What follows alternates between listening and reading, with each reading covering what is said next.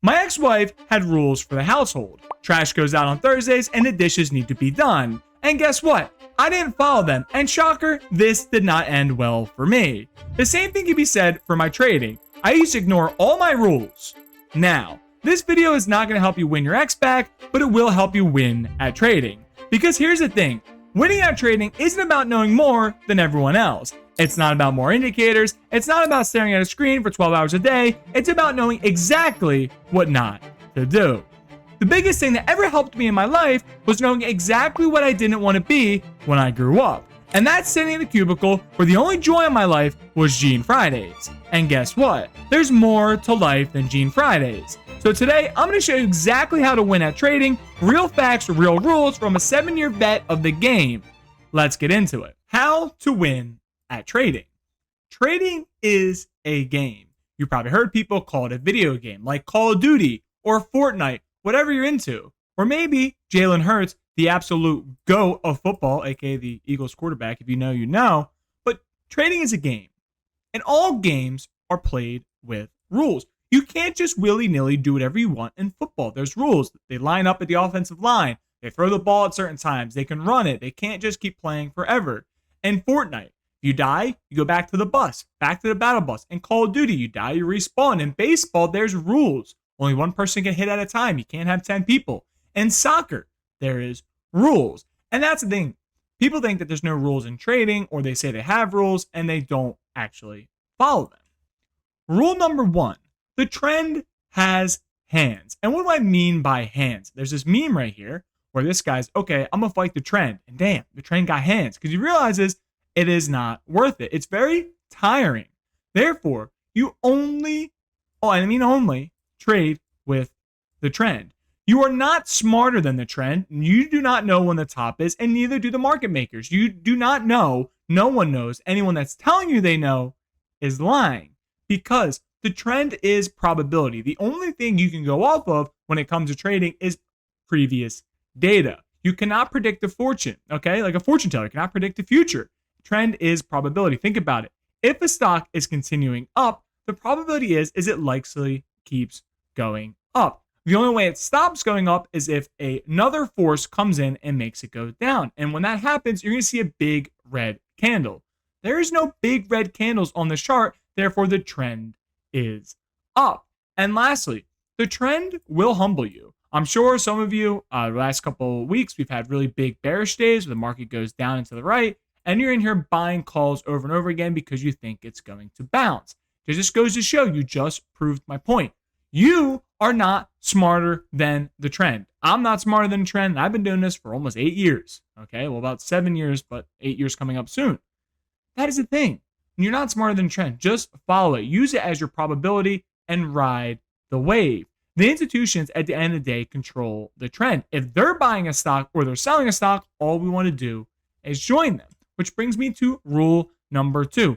Only use one indicator. You do not need all these fancy tools and all these crazy indicators where your screens look like a confetti cake. Okay? You do not need that. Pick one and master it. And the EMA I use is the 8 EMA. This is all you need because there's 2 simple rules. If a stock is above the 8 EMA, it's bullish, meaning probability-wise, okay, the stock is likely to continue to go up and to the right. And you can see, look, MSTR is above the 10-minute 8 EMA, and you can see it makes a beautiful flag and breaks out to new highs. If it's below the 8 EMA, we can see same exact stock, but on a different day. It is below the 8 EMA, it is bearish.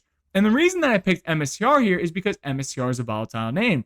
Some days it goes up. In this example, it's above the 10-minute 8 EMA, it's going up. And other days, it's below the 8 EMA and it's going down. This will reduce your losses. Why? Because you're not going to have a bias.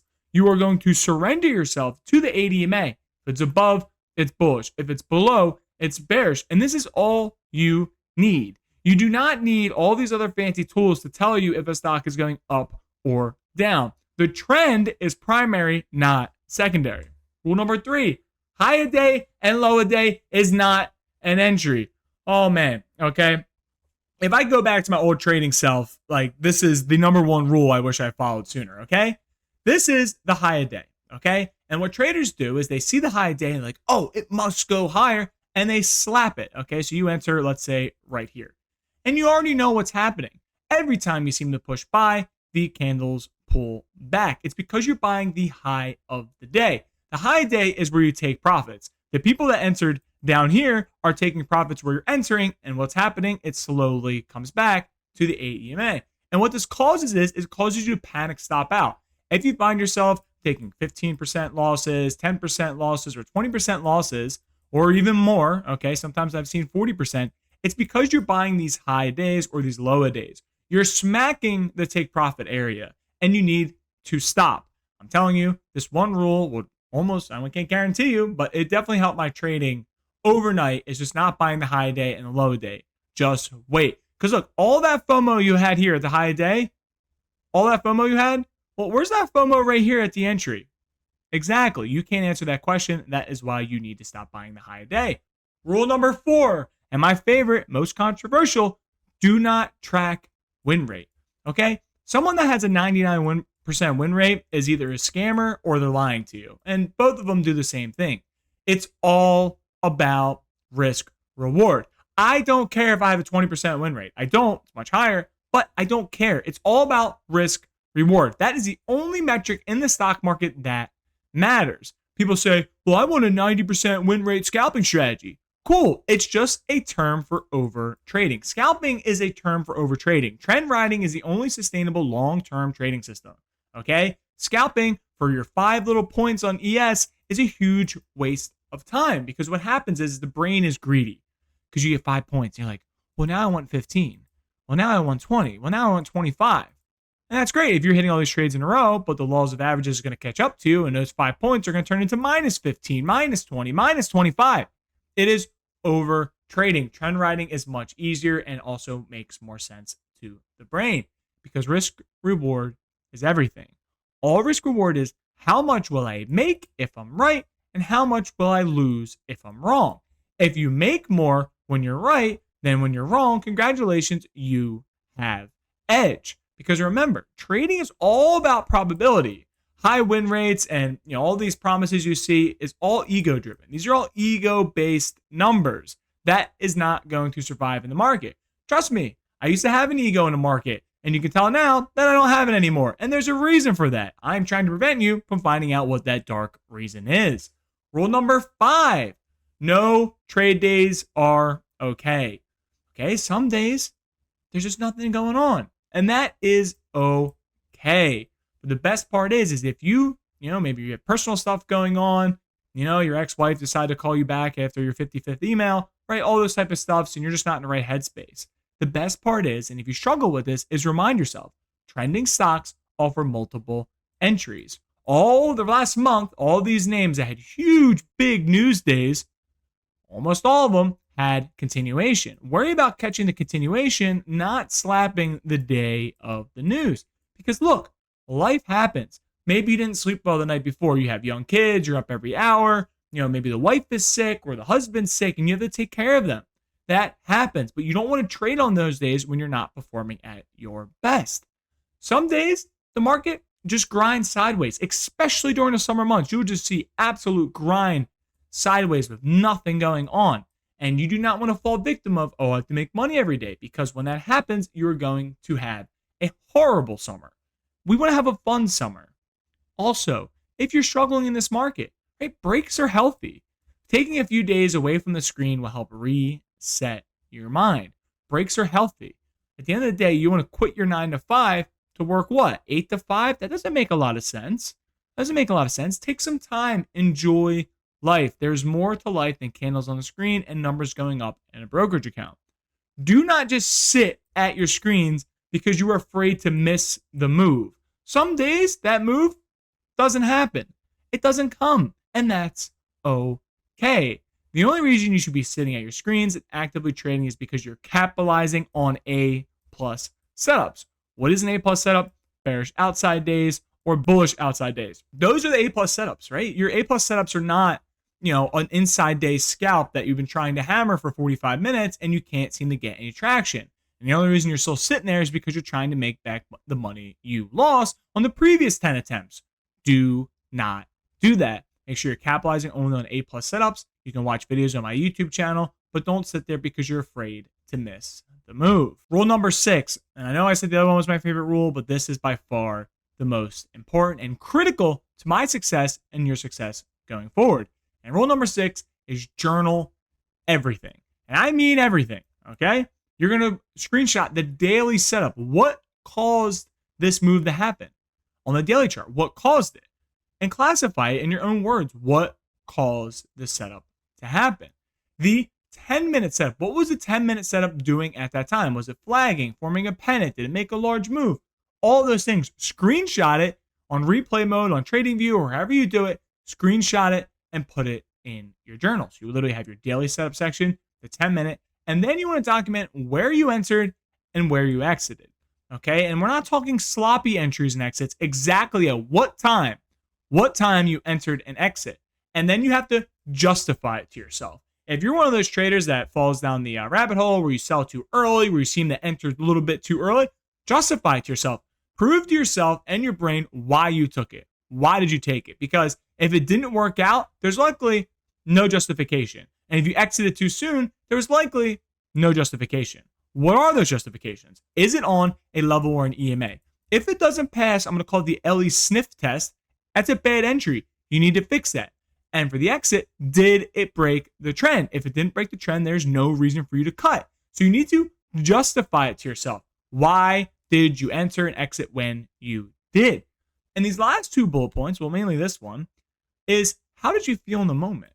This is the one that no one wants to talk about, is your feelings behind it. Because at the end of the day, trading is stressful. It's extremely stressful, right? Stressed out all the time while I'm trading. But here is the thing.